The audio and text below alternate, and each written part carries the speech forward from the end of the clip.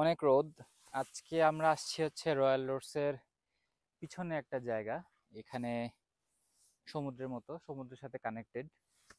আহ ল্যাংফোর্ড এবং কলোর থেকে যে কয়টা সুন্দর ভিউ আছে, এমন যে কয়টা মানে সুন্দর ভিউওয়ালা কিছু লোকেশন আছে, তার মধ্যে এই রয়্যাল রোডসের এই জায়গাটা অন্যতম। এখানে আপনার গাড়িতে আসতে পারবেন, হেঁটেও আসতে পারবেন।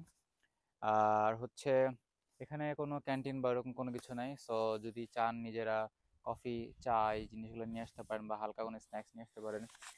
আর হচ্ছে এখানে দুইটা ট্রেইল আছে, এখানে সাইকেল চালানো যায়। আম, আর এই জায়গাটা যদি আমি পুরোটা দেখাই, সেটা হচ্ছে পুরা এলাকাটাই হচ্ছে একদম ঘন জঙ্গলে পরিপূর্ণ, খুবই সবুজ একটা এলাকা। আর পিছনে হচ্ছে গিয়ে আমি যদি দেখাই, এখানে কিছু হাঁস ঘুরতেছে। এই ঘাসগুলা সহ এই জায়গাটাকে মাইগ্রেটরি যে বার্ডগুলা আসে তাদের জন্য নির্দিষ্ট করে রাখা। এবং এখানে এই জীব বৈচিত্র্যটা সংরক্ষণের জন্য রয়্যাল রোডস ইউনিভার্সিটি আলাদা করে কিছু পদক্ষেপ নেয়।